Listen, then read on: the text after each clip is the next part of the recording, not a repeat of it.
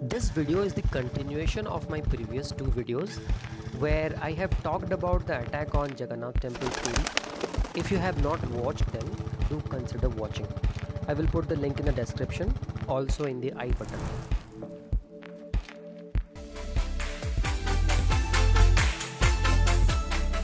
To remember that particular ghat or that place, he constructed a temple in the nearby place.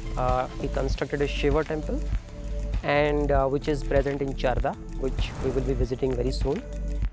In this video, we will explore the Kapileshwar Shiva temple, Charda, which is there in Sonpur district.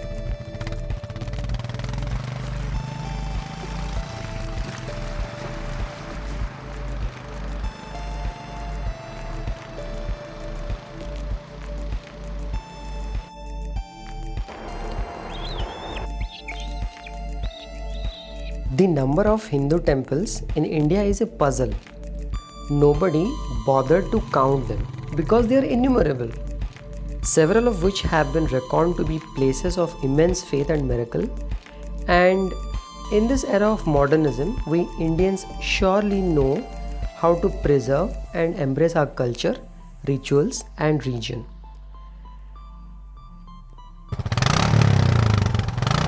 Why so many temples? Why temples? I would answer the question considering you are looking forward to go to temples and finding right, logical, scientific reasons for it. Adi Sankaracharya, a propounder of the Advaita Vedanta, a school of thought advocating the worship of formless reality, recommended idol worship because not everyone can conceive the idea of formless, nameless God. Even though a devotee worships the idol, he is actually worshipping the God behind the idol. Now there are two aspects to it, mystic and non-mystic. Let's understand each of them individually. Here is the non-mystic aspect. Swami Vivekananda says in his address to students that places have influence on you. A student should reserve a space in his home, possibly a small room, where he should light a diya or a lamp, some idol. The place should only be used for meditation and worship. This should be practiced daily. Eventually, after some time, you will realize that the place has influence on you. Whenever you go to that place, you feel calm, relaxed. No bad thought will come to your mind. Similar is the influence of well-maintained temple. Temples should soothe you and you should feel calm in the vicinity of the Lord. Many people must have experienced this peace in some random temple. There is nothing mysticism, just simple psychology. Now let's have a look at the mystical aspect. There is a famous temple in Puri, Odisha, the Jagannath temple, which can give you experience of split-second exalted consciousness.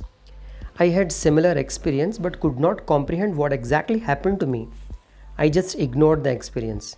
Later when I visited to different people, they shared the same thing. They say, the place has capacity to give you momentary realization. Similarly, there are many places in the Himalayas and rest of India having this mystical significance. Next, let's talk about the reasons why people visit temples. Many people visit temples with certain wish to fulfill, and many get whatever they're looking for. But the problem is our demands are unending. We want good job, then good wife, then good kids, then their education, their marriage, their well-being, and so on and so forth. There seems to be no end to it. So should we really ask these worldly things to God? Is it really going to satisfy us permanently? No. As the famous conversation from the movie Oh My God says, मुझे भक्तों की श्रद्धा से लगाव है, means the God has affection to the feeling or motive of devotee in his action and not the action itself. God has concern with our faith. If it is easy for you to imagine God as temple and feel for him in the form of idol, God will not have a problem. So everyone should identify what kind of worship suits him or her. If one tend to be an emotional person, Bhakti Yoga or worship of God is more suitable. If one believes in action, Karma Yoga provides a scientific logical description to action. If one tend to be intellectual, Jnana Yoga gives a clear path. Or one can follow all paths simultaneously.